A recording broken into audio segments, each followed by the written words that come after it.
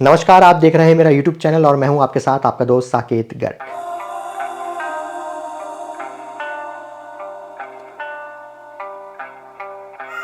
UPSC aspirants के बीच में मशहूर टीचर अवध ओझा जो कि आईएएस के स्टूडेंट्स को पढ़ाते हैं और जिनकी सोशल मीडिया के ऊपर लाखों के अंदर फॉलोइंग है, जिनके यूट्यूब वीडियोस जो हैं बहुत ज़्यादा वायरल हैं, ना केवल उनके छात्रों के बीच में ना केवल यूपीएससी एस्पायरेंट्स के बीच में बल्कि आम पब्लिक के बीच में भी, आम युवा के बीच में भी उन्होंने आज दिल्ली के अंदर आम आदमी पार्टी ज्वाइन कर ली है। जी हाँ, अवध ओझा सर जो मशहूर आईएएस के टीचर हैं उन्होंने आज दिल्ली में आम आदमी पार्टी ज्वाइन कर ली है। 3 जुलाई 1984 को यूपी के गोंडा जिले में जन्मे अवध ओझा सर जो आज की तारीख में हमारे देश के सबसे मशहूर यूपीएससी के टीचर्स में से एक हैं, जो आईएएस के बच्चों को कोचिंग देते हैं।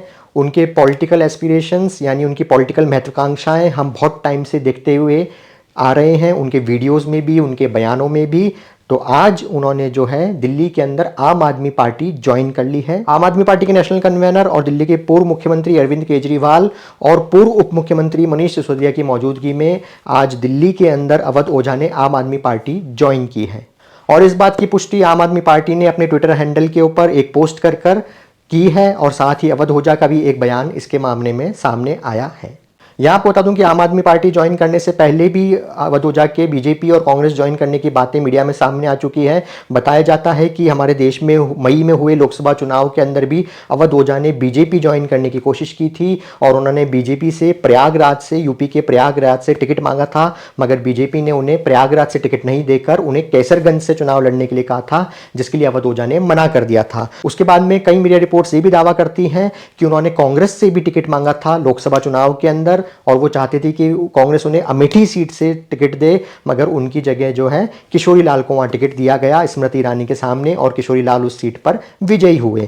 तो इस तरह मीडिया रिपोर्ट्स की अगर हम बात माने तो अवध ओझा आम आदमी पार्टी आज ज्वाइन करने से पहले ही लोकसभा चुनाव के अंदर बीजेपी और कांग्रेस दोनों को ज्वाइन करने की कोशिश कर चुके हैं।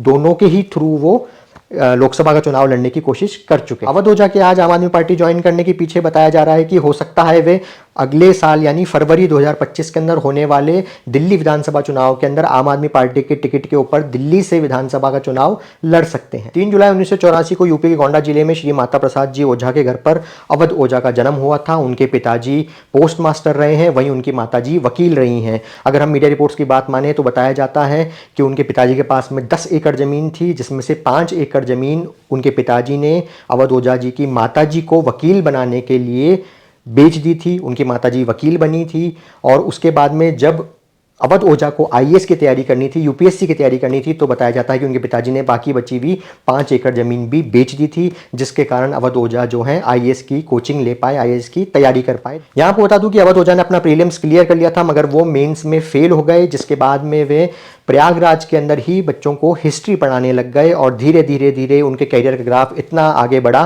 कि वे दिल्ली में मौजूद देश के सबसे बड़े आईएएस के कोचिंग इंस्टीट्यूट में से कई मशहूर कोचिंग इंस्टीट्यूट्स में वो टीचर बनकर बच्चों को कोचिंग देने लगे। बताया जाता है कि सन 2019-20 के आसपास उन्होंने अपना खुद का कोचिंग इंस्टीट्यूट खोला, जिसकी आज देश भर में कई ब्रांचेज हैं और उसके बाद में कोविड के समय पर उन्होंने यूट्यूब पर अपनी वीडियोस डालना शुरू किए, जो लोगों के अंदर, छात्रों के अंदर और आम लोगों के बीच में अच्छे खासे लोकप्रिय हो गए। उनका बोलने का अंदाज, उनका पढ़ाने का अंदाज, उनका चीज़ों को समझाने का अंदाज लोगों के बीच में बहुत फेमस हुआ, जिसके अंदर एक देसी टच होता है, जिससे जो है छात्र जो है या वीडियो देखने वाला जो है उनकी बताई गई बात को ईजिली समझ पाता है। वो ज़्यादातर अपने वीडियोस के अंदर गमछा पहने हुए या सर पर गमछा बांधे हुए हमें नजर आते हैं। जी हाँ, एक व्यक्ति जो यूपीएससी के एस्पायरेंट्स को पढ़ा रहे हैं, जो आईएएस की कोचिंग दे रहे हैं, वो गमछा पहनकर कोचिंग देते हुए नजर आते हैं या सिर पे गमछा बांधते हुए कोचिंग देते हुए नजर आते हैं। आज अवध ओझा की लोकप्रियता का आलम यह है कि यूट्यूब के ऊपर उनके 8.5 लाख से ज़्यादा सब्सक्राइबर्स हैं।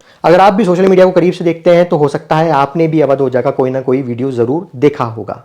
लोकप्रिय होने के साथ साथ ही अवध ओझा के कई बार कुछ बयान ऐसे भी आ जाते हैं जिनसे कंट्रोवर्सी भी खड़ी हो जाती है। वे कई बार राजनीतिक मुद्दों के ऊपर भी अपने वक्तव्य प्रकट करते हुए नजर आते हैं, ना केवल उनकी ऑनलाइन क्लासेस के अंदर बल्कि उनके इंटरव्यूज़ के अंदर भी। अब देखना यह बड़ी बात होगी कि जो लोगों को, ना केवल छात्रों को बल्कि आम लोगों को इतना ज्ञान देते हुए नजर आते हैं और इनडायरेक्टली राजनेताओं को इतना ज्ञान देते हुए नजर आते हैं, वो खुद राजनीति में एंट्री करने के बाद अब कैसा परफॉर्म करते हैं, जनता के लिए लिए, छात्रों के लिए, शिक्षा के लिए कैसा परफॉर्म करते हैं, ये हमें देखना इंपॉर्टेंट होगा। आपको क्या लगता है कि दिल्ली में रहकर आईएएस के बच्चों को कोचिंग देने वाले अवध ओझा, जो यूट्यूब पर और सोशल मीडिया पर इतने फेमस हैं, क्या वे सच में दिल्ली में विधानसभा चुनाव लड़ने वाले हैं? और क्या वे सच में दिल्ली के अंदर विधानसभा चुनाव जीत सकते हैं, एमएलए बन सकते हैं? मुझे नीचे कमेंट करके अपनी राय इस मामले में ज़रूर दें।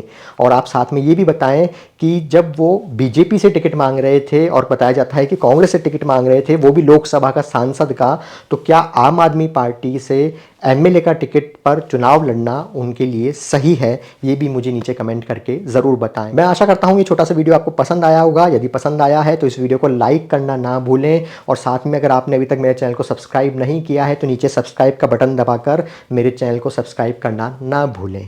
मिलते हैं एक और इंटरेस्टिंग वीडियो में। तब तक के लिए अपना और अपनों का बहुत ध्यान रखें, बहुत खुश रहें। जय हिंद।